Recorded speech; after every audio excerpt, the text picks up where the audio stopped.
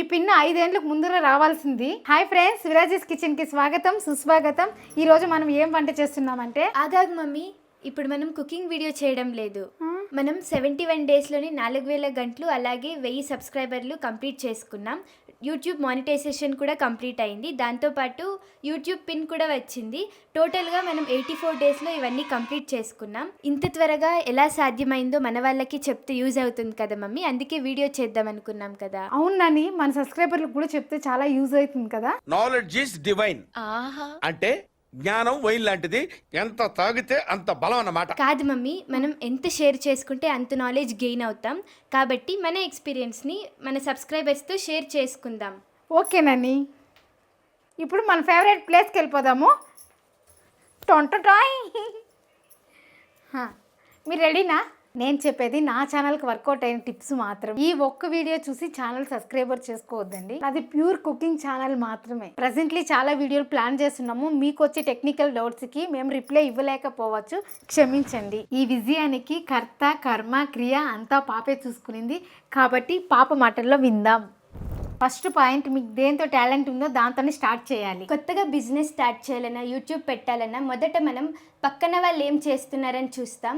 అంతేకాని మన టాలెంట్ ఏంటి అని మనం ఎప్పుడు గుర్తించాం. ఇదే మనం చేసే ఫస్ట్ మిస్టేక్. మనం చేయాల్సింది మనకేమొచ్చో, ఆడియన్స్కి ఏది నచ్చుతుందో అది ఫస్ట్ చేయాలి. వీడియోలు చేసేటప్పుడు తప్పులు పోతాయి, అలానే ఆగకూడదు. దాన్ని సరి చేసుకొని ముందుకు వెళ్ళాలి. ఇప్పటి వరకు 33 వీడియోస్ చేశాము. స్టార్టింగ్లోనే ఇలా చేసేదాన్ని కాదు, చాలా తప్పులు పోయాయి. పాప ఎంకరేజ్ చేసేది, నువ్వు చేయగలవు మమ్మీ చెయ్యి అనేసి. చేస్తూ చేస్తూ నాకు ఇలా అలవాటు అయిపోయింది. మీకు అంతేనండి, చేస్తూ ఉంటే అలవాటు అవుతుంది. మనం చేయలేము అని వెనక్కి వెళ్ళిపోకూడదు. రాజీ ఎందులోనూ రాజీ పడదు, అలానే మీరు రాజీ పడకండి. అప్పుడే ఏదైనా సాధిస్తారు. ఇండియా నుంచి 46 కోట్ల మంది యాక్టివ్ యూజర్స్ ఉన్నారు. దాంతో 0.1% కైనా మనం చేసే కంటెంట్ నచ్చుతుంది. కాబట్టి వాళ్ళు మన వీడియోస్ చూస్తే చాలు. అంతేకాని అందరూ మన వీడియోస్ చూడాలి, అందరూ మన సబ్స్క్రైబర్స్ అవ్వాలనేం లేదు. వీళ్ళ వరకు మన వీడియోస్ వెళ్ళాలంటే క్రమం తప్పకుండా వీడియోస్ చేయాలి. హిందీలో ఒక యూట్యూబర్ చెప్పినట్టు, మనం హాలిడే తీసుకోవచ్చే కానీ మన కంటెంట్ హాలిడే తీసుకోకూడదు. ఛానల్ స్టార్ట్ చేసిన సెప్టెంబర్ 4వ తేదీ అయినా వీడియోస్ అప్లోడ్ చేసింది సెప్టెంబర్ 17వ తారీఖు నుంచి. అంటే 13 డేస్ గ్యాప్లో నెక్స్ట్ 2 వీక్స్కి కావాల్సిన వీడియోస్ షూట్ చేసి, ఎడిటింగ్ చేసి, థంబ్నెయిల్ చేసి, షెడ్యూల్ చేసి పెట్టుకున్నాం. ఎందుకంటే మధ్యలో గ్యాప్ రాకూడదు. Number 3, accept the change. నేను మొదట వీడియోస్కి వాయిస్ ఓవర్ ఇద్దాం అనుకున్నాను, అది ఫెయిల్ అయింది. తర్వాత చేతులు చూపిస్తూ చేద్దాం అనుకున్నాను, అది ఫెయిల్ అయింది. ఎవరైనా ఏమైనా అనుకుంటారని మాస్క్ వేసుకొని చేద్దాం అనుకున్నాను, అది ఫెయిల్ అయింది. చివరికి దూరంగా కెమెరా పెట్టి స్టార్ట్ చేశాను. అవే మీరు ఫస్ట్లో చూసే వీడియోస్. ఇప్పుడు ధైర్యం వచ్చింది, నేను దూసుకెళ్ళిపోతున్నాను. అదే అండి, యాక్సెప్ట్ ద చేంజ్. మేము ముందు ఇంకానే ప్లాన్ చేస్తూ ఉన్నాం యూట్యూబ్లో వీడియోస్ చేయాలి అని. 4 ఇయర్స్ బ్యాక్ ఇంకా నాకు ఈ ప్లాన్ ఉండే యూట్యూబ్లో వీడియోస్ చేయాలని. కానీ ఎవరో ఏమో అనుకుంటారని, అలాగే మాకు కాన్ఫిడెన్స్ లేదు అప్పుడు. కానీ ఇప్పుడు కాన్ఫిడెన్స్ తెచ్చుకొని మరి మేము మీ ముందుకు వచ్చాం. Number 4, be patience. మొదట్లో వీడియోస్ రిలీజ్ చేసేటప్పుడు 2 నిమిషాలకే 10 వ్యూస్ వచ్చేది. అది ఎవరిదో కాదు, నాది, మామది, పాపది, మరిదిది, చెల్లిది, అక్కది, తమ్ముడిది, మా ఫ్యామిలీ మెంబర్సే చూసేవాళ్ళు. బయట వాళ్ళకి వీడియోస్ పుష్ అయ్యేటివి కావు. ఇప్పుడు మన ఛానల్లో వీడియో పెట్టంగానే ఒక్క రోజులో 1000 మంది చూస్తున్నారు. మంది చిన్న ఫ్యామిలీని ఇంకా ఇప్పుడు పెద్ద ఫ్యామిలీకి వెళ్ళాము. అది ఎందుకు అంటే మనం పేషెన్స్గా, కన్సిస్టెన్సీగా వీడియోస్ చేయడం వల్లే. ఎన్నోసార్లు బాధపడేదాన్ని. ఆ బాధ వీడియోస్లో కూడా కనిపించేది. కానీ కన్సిస్టెన్సీగా వీడియోస్ చేయడం వల్లే 84 డేస్లో యూట్యూబ్ పిన్ కూడా వచ్చింది. కాబట్టి ప్రతి ఒక్కరికి యూస్ రాకపోయినా ఫ్యూచర్లో ఖచ్చితంగా వస్తుంది. నమ్మకం పెట్టుకొని చేయండి, నమ్మకమే జీవితం. నెంబర్ 5, వీడియో క్వాలిటీ లేకపోయినా పర్లేదు, ఆడియో క్వాలిటీ తగ్గకుండా చూసుకోండి. ఆడియో క్వాలిటీ తర్వాత థంబ్నెయిల్ అనేది చాలా చాలా ఇంపార్టెంట్. ఇది నా ఫస్ట్ థంబ్నెయిల్. థంబ్నెయిల్ డిజైన్ చేసిన తర్వాత వీడియో గ్రోత్ ఎలా ఉందో చూడండి.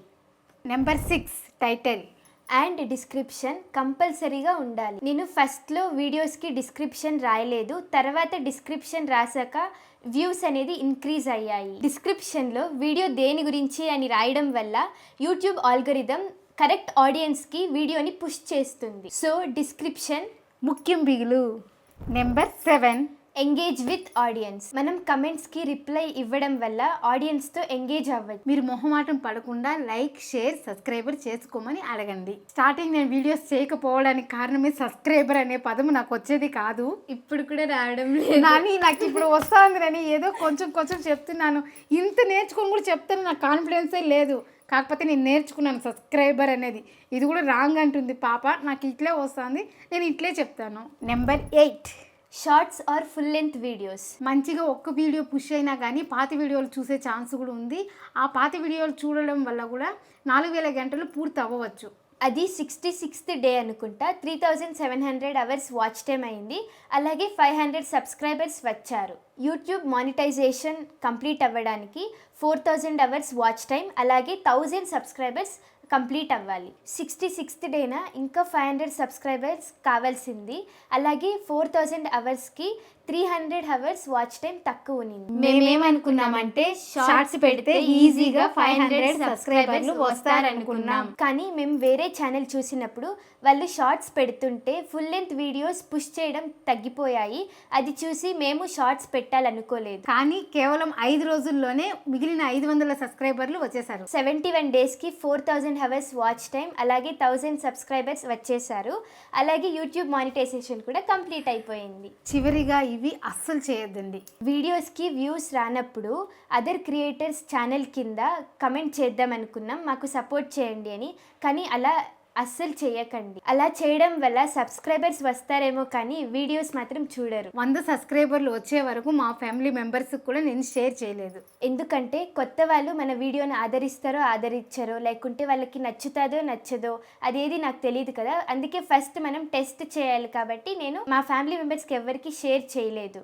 100 సబ్స్క్రైబర్ల తర్వాతనే షేర్ చేయడం స్టార్ట్ చేశాను. నెంబర్ 9, వీడియోస్కి ట్యాగ్స్ యాడ్ చేయడం వల్ల ర్యాంకింగ్ ఎక్కువ అవ్వచ్చు. Number 10, the X factor. యూట్యూబ్లో చాలా కుకింగ్ ఛానల్స్ ఉన్నాయి. అలాగే మీరు ఏదైనా కేటగిరీ అనుకుంటారు కదా, ఆ కేటగిరీలో టాప్ కంటెంట్ క్రియేటర్స్ ఉండొచ్చు.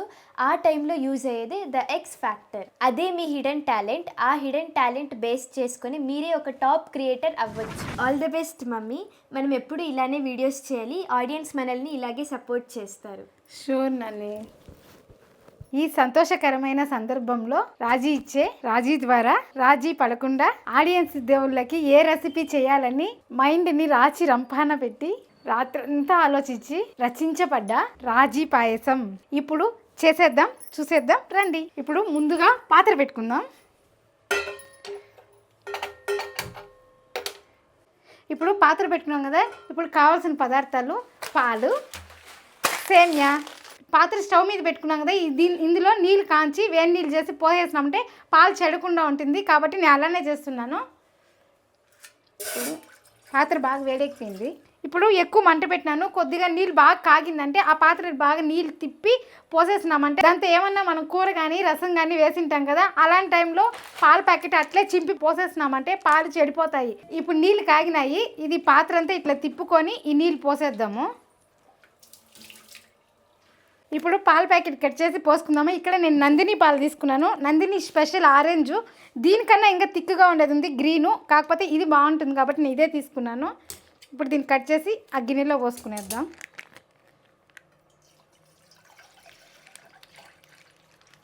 ఇప్పుడు పాత్రలోకి పాలు పోసుకున్నాం కదా, ఈ పాత్ర ఎత్తి స్టవ్ మీద పెట్టుకునేద్దాము. ఇక్కడ నేను సిమ్లో పెట్టినాను, తక్కువ మంట పెట్టినాను. ఎక్కువగా పెడితే బిన్నె పాలు కాగిపోతుంది, కాకపోతే పాలు స్మెల్ వస్తుంది, ఇష్టంగా తినరు పిల్లవాళ్ళు. కాబట్టి నేను ఇక్కడ సిమ్లో పెట్టి కాంచుకుంటున్నాను. 3 పొంగులు వచ్చిందంటే పాలు కాగిపోయినట్లు. మళ్ళీ సేమియాలు వేసుకుందాం. ఇప్పుడు ఇది కొంచెంసేపు పడుతుంది. సిమ్లో పెట్టేసినాను. పాయసంకి ఇక్కడ నేను జీడిపప్పు తీసుకున్నాను, అలాగే ఎండు ద్రాక్షి నల్లది తీసుకున్నాను. మీరు కావాలంటే మామూలు కలర్ది కూడా తీసుకోవచ్చు, కాకపోతే నాకు ఇది ఇక్కడ దొరికింది కాబట్టి ఇది తీసుకున్నాను. ఇప్పుడు దీన్ని పక్కన పెట్టుకునేస్తాము. అందరికీ అందుబాటులో ఉండే MTR సేమియా రోస్టెడ్ తీసుకున్నాను. రోస్టెడ్ ఎందుకు తీసుకోవాలి అంటే ఇప్పుడు ఫాస్ట్గా ఆఫీసులకు వెళ్ళే వాళ్ళు ఉంటారు, పనులకు వెళ్ళే వాళ్ళు ఉంటారు కదా, వాళ్ళకి ఫాస్ట్ కావాలంటే MTR ఇది రోస్టెడ్. ఏం లేదు, వేయించే పని లేదు, ఏం లేదు. పాలు కాంచుకొని సేమియాలు వేసేసి నెయ్యిలో డ్రై ఫ్రూట్స్ వేయించుకొని వేసేసినామంటే పాయసం రెడీ అయిపోతుంది. నేను అన్నీ చేస్తున్నది ఈజీగా మీకోసమే, మా బిజీ పీపుల్ కోసమే, మా సబ్స్క్రైబర్ల కోసమే. మీకు ఈ వీడియో నచ్చినట్లయితే ఒకే ఒక లైక్ చేయండి. లైక్ చేసేదానివల్ల మీలాంటి ఫాస్ట్ బిజీ పీపుల్ ఉండే వాళ్ళకి పుష్ చేస్తుంది వీడియో, ఫాస్ట్గా చేసుకుంటారు కాబట్టి ఇది నా రిక్వెస్ట్. ఇది ప్రమోషన్ అయితే కాదు, ఇది నాకు దొరుకుతుంది కాబట్టి మీకు అందరికి దొరుకుతుంది కాబట్టి నేను ఎంటీఆర్ చూపిస్తున్నాను. పాలు పొంగొచ్చేసింది, బాగా మరుగుతూ ఉంది. ఆ లోపల మనం కావాల్సినవన్నీ తీసుకుందాము. డ్రై ఫ్రూట్స్ తీసి పక్కన పెట్టుకున్నాం కదా. ఇప్పుడు సేమియా కూడా ఈ కప్పు ఫుల్గా తీసుకుంటాను. ఇక్కడ నేను 1/2 లీటర్ పాలు తీసుకున్నాను కాబట్టి నా మెజర్మెంట్ నా కప్పు కాబట్టి నేను కప్పు కరెక్ట్గా తీసుకున్నాను. 1/2 లీటర్ పాలకి ఈ కప్పు ఫుల్ వేసిన అంటే కరెక్ట్గా వస్తుంది మెజర్మెంట్. అంత తిక్కుగాను రాదు, అంత పల్చగాను రాదు, నాకు మీడియంగా వస్తుంది కాబట్టి ఈ కప్పు తీసుకున్నాను. ఇప్పుడు దీన్ని పక్కన పెట్టుకునేద్దాము. పాలు కూడా బాగా మరుగుతూ ఉంది. చక్కెర తెచ్చుకుందాం. 3 పొంగులు వచ్చినాయి, పాలును బాగా మరిగింది. ఇప్పుడు సేమియాలు వేసుకుందాము. సేమియాలు వేస్తే ఇలా కలుపుకోవాలి, లేదంటే అది గడ్డలుగా కట్టేస్తుంది. ఇలా బాగా కలుపుకునేది సేమియాలు వేస్తానే, కలుపుకునేస్తేనే అది గడ్డలుగా అవ్వదు, లేదంటే గడ్డలుగా కట్టేస్తుంది. ఇప్పుడు 1 కప్పు సేమియా తీసుకున్నాం కదా, అదే కప్పులోనే నేను 3/4 కప్పు చక్కెర తీసుకున్నాను. స్వీట్ ఎక్కువైపోతుంది ఫుల్గా వేస్తే కాబట్టి నేను 3/4 కప్పు తీసుకున్నాను. 3/4 కప్పు వేస్తే మీడియంగా వస్తుంది స్వీట్ కాబట్టి నేను ఇంత వేస్తున్నాను. ఇప్పుడు దీన్ని బాగా కలుపుకుందాం. సేమియాలు బాగా ఉడికినాక వేయాలి చక్కెర. ఇప్పుడే వేసేసినామంటే సేమియాలు ఉడకదు కాబట్టి నేను సేమియాలు మెత్తపడినాకనే చక్కెర వేస్తున్నాను. ఇక్కడ మీరు టైం సేవ్ చేయాలనుకుంటే పక్కన చిన్న కళాయి పెట్టుకొని డ్రై ఫ్రూట్స్ అంతా వేయించి పెట్టుకున్నారంటే కూడా పాలు మరుగుతున్నప్పుడే చేసి పెట్టుకోవచ్చు, ఈజీగా అయిపోతుంది. పాలు అంతా సేమియా అంతా అయిపోయినాక లాస్ట్లో డ్రై ఫ్రూట్స్ వేసుకునేకి సరిపోతుంది. నేను ఇక్కడైతే అట్లా చేయలేదు, ఈరోజు మీకు చెప్పాలని చెప్తున్నాను. ఇప్పుడు మరుగుతూ ఉంది. సేమియాలు వేసినాం కదా, చిన్నది ఒక బాండ్లీ పెట్టుకొని అందులో నెయ్యి వేసుకొని డ్రై ఫ్రూట్స్ వేసుకుందాం. ఇక్కడ నేను 2 స్పూన్లు నెయ్యి వేస్తున్నాను. ఇది కూడా నందినినే. 2 స్పూన్లు వేస్తున్నాను నెయ్యి. ఇప్పుడు స్టవ్ ఆన్ చేద్దాం. ఇక్కడ నెయ్యి తక్కువే వేస్తున్నాను ఎందుకంటే పాలు తిక్కుగా ఉంది, నీళ్ళు వేయలేదు కదా కాబట్టి నెయ్యి 1 స్పూన్ వేసినా కూడా టేస్ట్ బాగా వస్తుంది. అదే నీళ్ళు వేసినారంటే నెయ్యి కొద్దిగా వేయాలి. ఇక్కడ పాలల్లో నేను నీళ్ళు వేయలేదు కాబట్టి నెయ్యి 2 స్పూన్లు వేస్తున్నాను. నేను ఎప్పుడు పాలల్లో నీళ్ళు వేయను, తిక్కుగానే కాంచుతాను. కొద్దిగా చేసినా కూడా పాయసం మనకు నచ్చినట్లు చేసుకోవాలి, మనం ఆస్వాదిస్తూ తినాలి, మన ఇంట్లో వాళ్ళు ఆస్వాదిస్తూ తినాలి కాబట్టి నేను టేస్ట్గా చేస్తాను. పాయసమే కదా అన్నీ చేస్తాను. నెయ్యి వేడెక్కింది. ఇప్పుడు డ్రై ఫ్రూట్స్ వేసుకుంటున్నాను. ద్రాక్షి, జీడిపప్పు 2 వేయించుకుందాము. ఇక్కడ నేను సిమ్లో పెట్టి వేయించుతూ ఉన్నాను. సేమియాలు ఉడికిపోయింది చూడండి, పూసలుగా ఎంత బాగా వచ్చిందో, బాస్మతి రైస్ లాగుంది చూసేకి. ఇప్పుడు చక్కెర వేసుకునేద్దాము.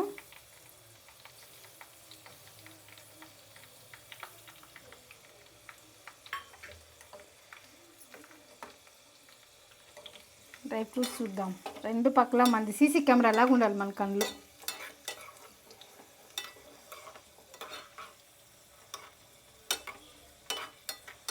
ద్రాక్ష వేగిపోయింది, ముంతమామిడి పప్పు కూడా కలర్ వచ్చేసింది.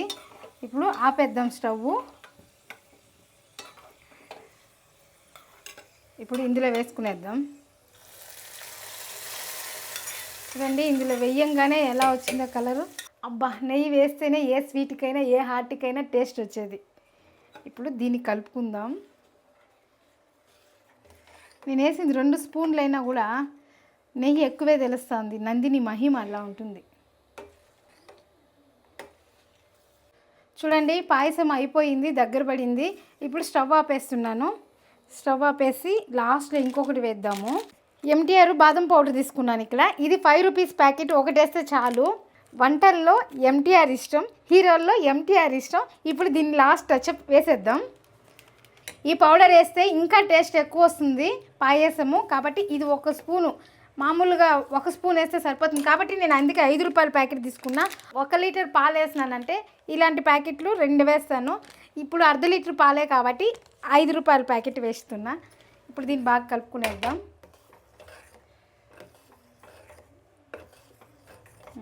అయిపోయింది. ఇప్పుడు మన ప్రేక్షక దేవుళ్ళకి పాయసం వడ్డిద్దాం. ఇప్పుడు పాయసం వేసుకుందాం.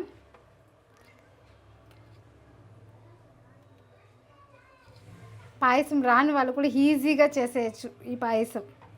ఇందులోనే సగ్గుబియ్యం కూడా వేసుకోవచ్చు, కాకపోతే నేను సేమియాలే వేస్తున్నాను. ఇప్పుడు చలికాలం కదా, సగ్గుబియ్యం వేస్తే కోల్డ్ అయ్యే ఛాన్స్ ఉంది. నేను అందుకే సేమియాల పాయసం చేశాను. ఇప్పుడు స్పూన్ తీసుకుందాం. రండి రండి దయచేయండి, పాయసం ఎలా ఉందో చూడండి. ఈ పిన్న 5 ఏళ్ళకు ముందర రావాల్సింది. ఎలా చేయాలి ఏం చేయాలని తెలిసేది కాదు. ఇప్పుడు పాపే అన్నీ నేర్చుకుని A to Z ఆమె చూసుకుంటా ఉంది. దానివల్ల ఇది సాధ్యమైంది. అదే కాదు, మీరు సపోర్ట్ చేయడం వల్ల కూడా ఇది సాధ్యమైంది. ఇప్పుడు సబ్స్క్రైబర్ చేసుకున్న వాళ్ళకి, ఫ్యూచర్లో సబ్స్క్రైబర్ చేసుకునే వాళ్ళకి చాలా చాలా ధన్యవాదాలు. మరొక వీడియోలో మళ్ళీ కలుద్దాం. బాయ్.